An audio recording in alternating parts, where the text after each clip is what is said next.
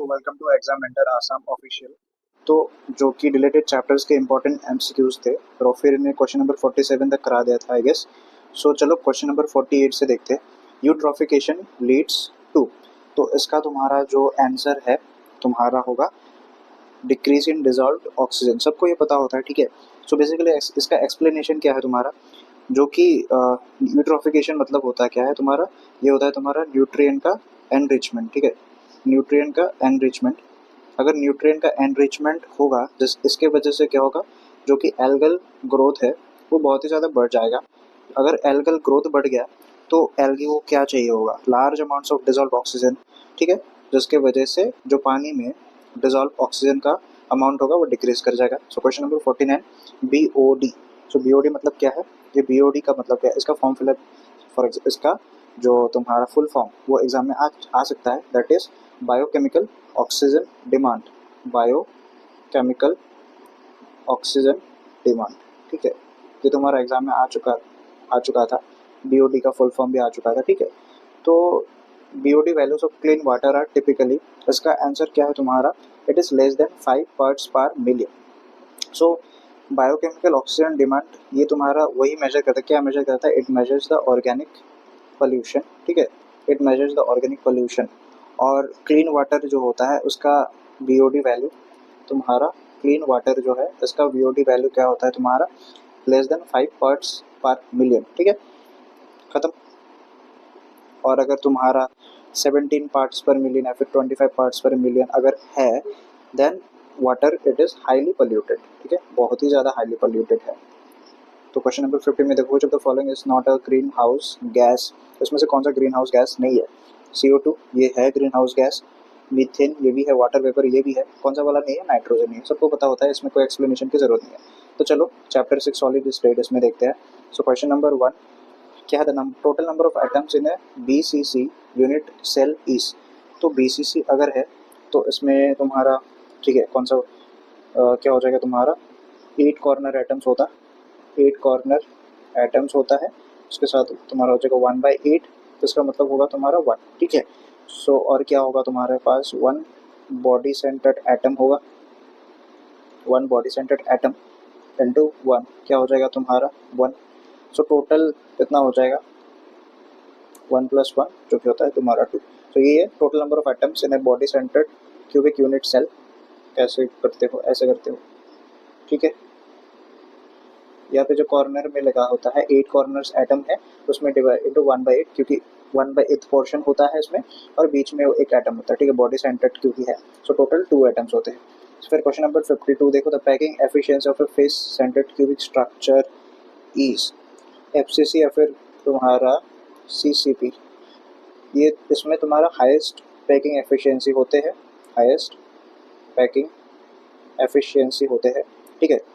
सो ये तुम्हारा होता है करीब 74% होता है, ठीक है। जो तुम्हारा BCC होता है, BCC इसका तुम्हारा 68% होता है। ये जो है ये BCC का है। ये तुम्हारा FCC, इसमें तुम्हारा हाईएस्ट पैकिंग एफिशिएंसी होता है। और जो ये तुम्हें दिख रहा है F52.4%, ये तुम्हारा सिंपल क्यूबिक का है, ठीक है। But according to question answer कौन सा हो जाएगा, ये राशि। Schottky defect in crystals is observed when. So Schottky defect कब तुम्हें दिखता है क्रिस्टल में, when equal number of cations and anions, equal number of cations and anions are missing from the lattice, तभी तुम्हें शॉर्टकी डिफेक्ट दिखेगा। इसमें कोई एक्सप्लेनेशन क्या चाहिए, याद रखो बस, Frenkel defect does not change the, Frenkel defect में क्या चेंज नहीं होता है तुम्हारा, डेंसिटी ऑफ द क्रिस्टल, फिर डाई इलेक्ट्रिक कॉन्स्टेंट, फिर ये क्या है, इलेक्ट्रिकल कंडक्टिविटी, और आंसर क्या है, बोथ ANC। तो मुझे लग रहा है बोथ ANC। तो कैसे दिखाता हूँ, फ्रैंकेल डिफेक्ट में तुम्हारा क्या होता है, आयन जो होता है, द आयन ये तुम्हारा शिफ्ट करता है into interstitial state, interstitial site, ठीक है। ये तुम्हारा आयन जो है it shifts to interstitial, interstitial site, ठीक है, शिफ्ट कर गया। लेकिन क्या ये जो आयन तुम्हारा क्रिस्टल से बाहर जा रहा है, क्रिस्टल से बाहर जा रहा है, नहीं, क्रिस्टल में ही रह रहा है ना, ठीक है। सो तुम्हारा मास, फिर वॉल्यूम वगैरह और टोटल आयन काउंट जो होता है वो अनचेंज होता है, वो कॉन्स्टेंट ही रहता है। और एक चीज़ है तुम्हारा इलेक्ट्रिकल जो न्यूट्रलिटी होता है, इलेक्ट्रिकल न्यूट्रलिटी और तुम्हारा ओवरऑल केमिकल प्रॉपर्टी ये भी तुम्हारा सेम ही रहता है, ठीक है, जिसके वजह से option A and option D are same, ठीक है, ये करेक्ट हो जाएगा। फिर question number 55, NaCl type structures as coordination number of. NaCl तुम्हारा FCC बनाता है, ठीक है, जहाँ पे Na प्लस आयन जो है it is surrounded by 6 chlorine minus ions और तुम्हारा each chlorine minus ions surrounded by 6 Na plus ions. तो ये तुम्हारा कोऑर्डिनेशन नंबर क्या हो जाएगा, 6:6, ये रहा answer. Amorphous solids are also known as, this are known as super cooled solids, तुम याद रखो। Question number 57, an element with an atomic mass of 100 gram per mole having a BCC structure has age length 400 picometer, its density is, कैसे calculate करते हो, density का formula बता देता हूँ, density is equals to Z to capital M A cube to N A। तो उसको तुम कैसे सॉल्व करते हो, क्या बताया गया है यहाँ पे BCC स्ट्रक्चर है, तो इसके लिए तुम्हारा A का वैल्यू क्या दिखाया है यहाँ पर 400 है, सब कुछ दिया हुआ है पिकोमीटर्स में है, तो you will get it 400 into 10⁻⁻10 क्या हो जाएगा तुम्हारा सेंटीमीटर, ओके, ये तुम्हारा 4 इंटू 10⁻⁻10 सेंटीमीटर। और तुम्हारा अगर ए क्यूब करते हैं इसका मतलब तुम्हारा क्या आता है 4 इंटू 10⁻8 सेंटीमीटर, और अगर ए क्यूब करते हो तो इससे क्या आता है तुम्हारा 4 इंटू 10⁻8 होल क्यूब आता है ना, मतलब तुम्हारा 64 इंटू 10⁻24 सेंटीमीटर क्यूब। अभी बस यहाँ पे तुम्हें पुट करना है, you will get the answer, that is option A 5.188 ग्राम पर सेंटीमीटर क्यूब। इतना डीप नहीं जाते, तुम सॉल्व कर लो ना, फॉर्मूला मैंने बता दिया। Covalent crystals like diamond have, so diamond तुम्हारा जो है स्ट्रॉन्ग कोवेलेंट बॉन्ड बनाता है, स्ट्रॉन्ग कोवेलेंट बॉन्ड बनाता है और तुम्हारा 3D नेटवर्क स्ट्रक्चर बनाता है, ठीक है, 3D नेटवर्क स्ट्रक्चर बनाता है, एकदम इमेंस थर्मल एनर्जी का रिक्वायरमेंट होता है इसको तोड़ने के लिए, मतलब हाई मेल्टिंग पॉइंट का ज़रूरत होता है। So it also lakhs free electron, ठीक है, जिसके वजह से it is an electrical insulator. तो चलो सब कुछ बता ही दिया, ऑप्शन देख लो ना, लो मेल्टिंग पॉइंट नहीं भाई, high melting point and act as insulator, खत्म। F centers are responsible for, F center are responsible for, F center मतलब तुम्हारा ये होता है फारवे सेंटर, ठीक है, फारवे सेंटर होता है, ये तुम्हारा बेसिकली एनायोनिक वैकेंसी है, एन आयोनिक वैकेंसी होता है, that is occupied by unpaired electron, occupied by unpaired electron, unpaired electron. So F centre के वजह से कलर आता है इन एल्कली मेटल हैलाइड्स, खत्म। ब्रैग्स इक्वेशन देखो फॉर एक्सरे डिफ्रैक्शन, ये क्या होता है, फॉर्मूला ही तुम्हें याद होना चाहिए, दैट तुम्हारा N lambda is equal to 2D sine theta, खत्म, ये रहा। उसके बाद चैप्टर 7 सरफेस केमिस्ट्री में देख लो, physical absorption is generally irreversible, कौन सा हो जाएगा, फिजिकल एब्जॉर्प्शन, ये तुम्हारा रिवर्सिबल होता है कि नहीं, हाँ, क्योंकि जो कि तुम्हारा फिजिकल एब्जॉर्प्शन मतलब फिजिसॉर्प्शन होता है ना, फिजिसॉर्प्शन होता है, ये बेसिकली तुम्हारा weak van der Waals force होता है, weak van der Waals force होता है, सो बेसिकली ये रिवर्सिबली होता है, खत्म। 62 में देखो, process of separating crystalloid from a colloid bye diffusion through a semi permeable membrane is called, इसे क्या कहते हैं, हम डायलाइसिस कहते हैं, बस याद रखते जाओ। टिंडल इफेक्ट में सवाल है, characteristic property of true solutions, क्या ट्रू सॉल्यूशंस का है, नहीं, ये कोलोइडल का तो है, टिंडल इफेक्ट कहाँ पे बढ़ते हो, कोलोइडल सॉल्यूशंस के लिए बढ़ते हो।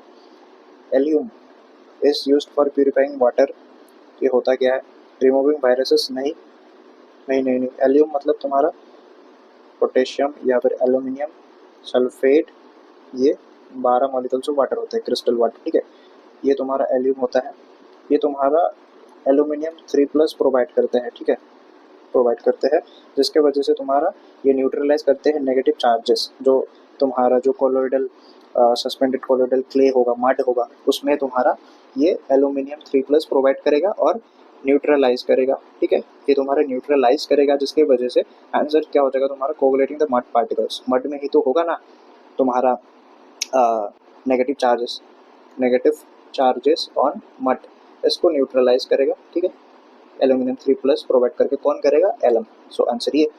65 देखो, according to the Hardy Schulze rule the coagulating power of an ion depends on, तो किस किस पर डिपेंड करता है तुम याद रख लो बस, तुम्हारा सिर्फ साइज ऑफ आयन ओनली नहीं, both magnitude and size of sine of the charge, ये रहा आंसर, याद रख लो, उसमें कोई कॉन्सेप्ट वगैरह नहीं है। Colloidal dispersion of a liquid in solid, अच्छा लिक्विड इन सॉलिड को क्या कहते हैं, जेल कहते हैं, ठीक है, याद रखोगे, लिक्विड इन सॉलिड को हम जेल कहते हैं। यहाँ पे तुम्हारा जो डिस्पर्स्ड फेस होता है, डिस्पर्स्ड जो फेस होता है, ठीक है, इट इज़ द लिक्विड, जो कि मीडियम होता है डिस्पर्शन, डिस्पर्शन मीडियम जो है दैट इज सॉलिड, मतलब तुम्हारा ये जेल हो जाएगा आंसर, ठीक है, जेल का स्पेलिंग मैंने गलत लिखा, ये रहा जेल, जेल हो जाएगा तुम्हारा आंसर, जो कि कोलोइडल डिस्पर्शन। उसके बाद तुम ये जो क्वेश्चन है ना यहीं पे करते जाओ, बाद में जाके इतने यहाँ पे दिमाग नहीं लगाना है, क्योंकि ये सब आउट ऑफ एनसीईआरटी है, ठीक है, आउट ऑफ सिलेबस है क्वेश्चन, सो डिलीटेड हो चुके हैं, बस एक बार यहीं पे कंप्लीट करके जाओ, याद रखते जाओ, ताकि बाद में ना देखना पड़े। Question number 67, which of the following is an example of N emulsion, emulsion का एग्जांपल, सो स्मोक है, नहीं, मिल्क, क्या मिल्क इमल्शन है, हाँ मिल्क इमल्शन है, मिल्क तुम्हारा क्या होता है, कोलोइड होता है, ठीक है, जहाँ पे तुम्हारा डिस्पर्स्ड फेस और जो जो कि डिस्पर्स्ड फेस जो कि मैं यहाँ पे बता रहा था, और तुम्हारा डिस्पर्स्ड मीडियम बोथ तुम्हारा लिक्विड होता है। यहाँ पे क्या था, डिस्पर्स्ड फेस तुम्हारा लिक्विड था और डिस्पर्शन डिस्पर्शन मीडियम तुम्हारा सॉलिड था, ठीक है, तो यहाँ पर दोनों ही लिक्विड है, and the answer is milk, खत्म। मूवमेंट ऑफ, क्वेश्चन नंबर 16 देखो, movement of colloidal particles under the influence of an electric field is called, क्या हो जाएगा आंसर इसका, इट इज इलेक्ट्रोफोरेसिस, इलेक्ट्रोफील्ड में, ये तुम्हारा बायोटेक में भी तुम पढ़ोगे, ठीक है, इलेक्ट्रोफोरेसिस, खत्म। इन केमिकल एड्सॉर्प्शन, केमिस ऑप्शन, वहाँ पे फिजिक्स ऑप्शन था, the enthalpy of adsorption is typically तुम्हारा होता है, हाई होता है केमिस ऑप्शन में, अराउंड तुम्हारा 80 से 240 किलो जूल पर मोल, इतना होता है, याद रखो, खत्म।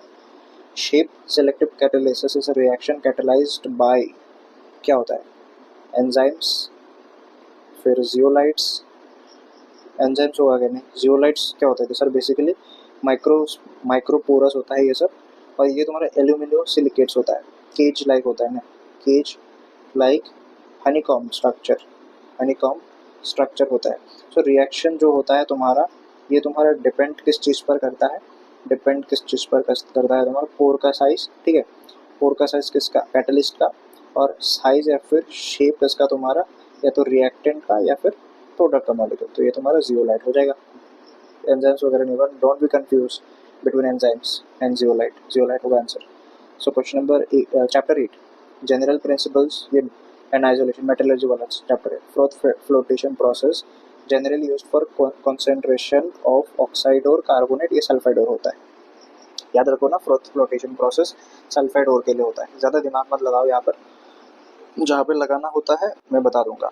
Roasting is the process of heating an ore in a regular supply of air at a temperature, तो अबव इट्स मेल्टिंग पॉइंट है, फिर बिलो इट्स मेल्टिंग पॉइंट है, to convert sulphides to oxide, ये दोनों लग रहा है मुझे, क्योंकि बिलो इट्स मेल्टिंग पॉइंट ये हो जाएगा, क्योंकि तुम्हें पता होगा रोस्टिंग क्या होता है, रोस्टिंग तुम्हारा इसमें हीटिंग का इन्वॉल्वमेंट होता है, ठीक है, किसको हीट करते हो, ओर को हीट करते हो बिलो इट्स मेल्टिंग पॉइंट, ये तुम्हारा पता होगा, रोस्टिंग मतलब तुम you heat the ore below its melting point, तो ये तो तुम कर रहे हो, और किसके प्रेजेंस में करते हो, प्रेजेंस ऑफ एक्सेस एयर, इसके प्रेजेंस में तुम क्या करते हो, सल्फाइड ओर जो होता है, सल्फाइड ओर को तुम कन्वर्ट करते हो तुम्हारा रेस्पेक्टिव मेटल ऑक्साइड में, मेटल ऑक्साइड में कन्वर्ट करते हो, तो दोनों ऑप्शन लग रहा है मुझे, तो आंसर डी, ठीक है। क्वेश्चन नंबर 73 देखो, the flux used in the extraction of iron from haematite is, question, इसका आंसर तुम्हारा हो जाएगा लाइमस्टोन, हेमाटाइट होता है क्या है,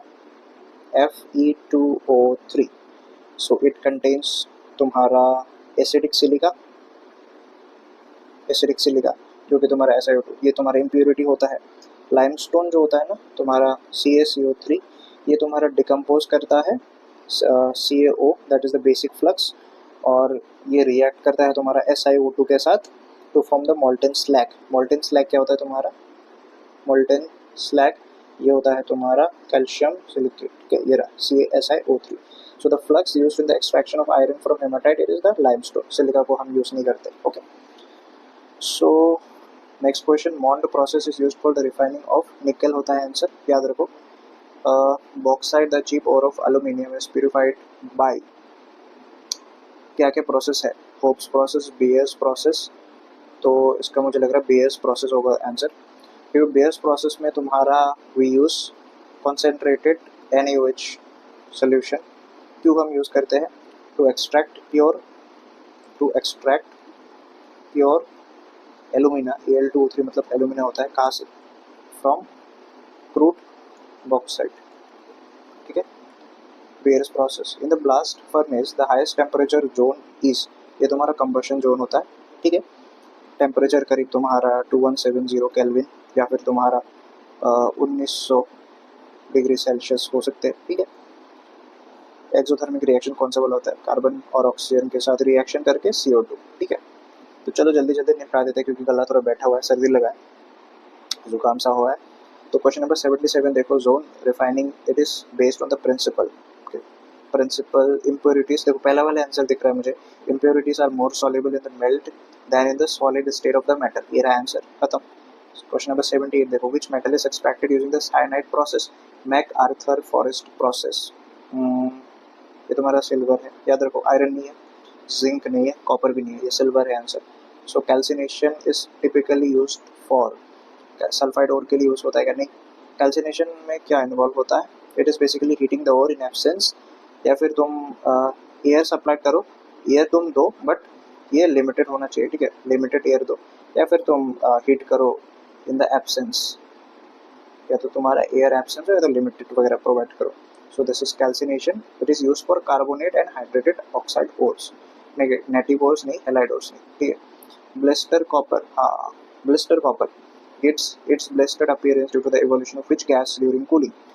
So जब तुम्हारा सॉलिडिफिकेशन होता है मोल्टेन कॉपर का, जो कि बबल्स वगैरह है ना, बबल्स वगैरह जो एस्केप करने वाले होते हैं किसके? सल्फर डाइऑक्साइड के, वो तुम्हारा सरफेस ब्लिस्टर्स बनाते हैं, ठीक है, वो तुम्हारा सरफेस ब्लिस्टर्स बनाते हैं, कहाँ पे? ऑन मेटल, ठीक है। तो आंसर क्या हो जाएगा? SO2, खत्म। क्वेश्चन नंबर 81 देखो, पॉलीमर्स का सवाल है। तुम्हारा नाइलन 66, रुको थोड़ा सा पानी पी लेता हूँ।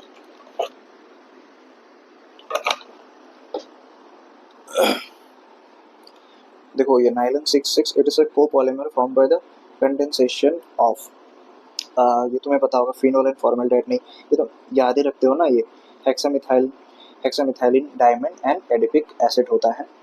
मोनोमर में यहाँ पे लिख देता हूँ क्या यूज होते हैं।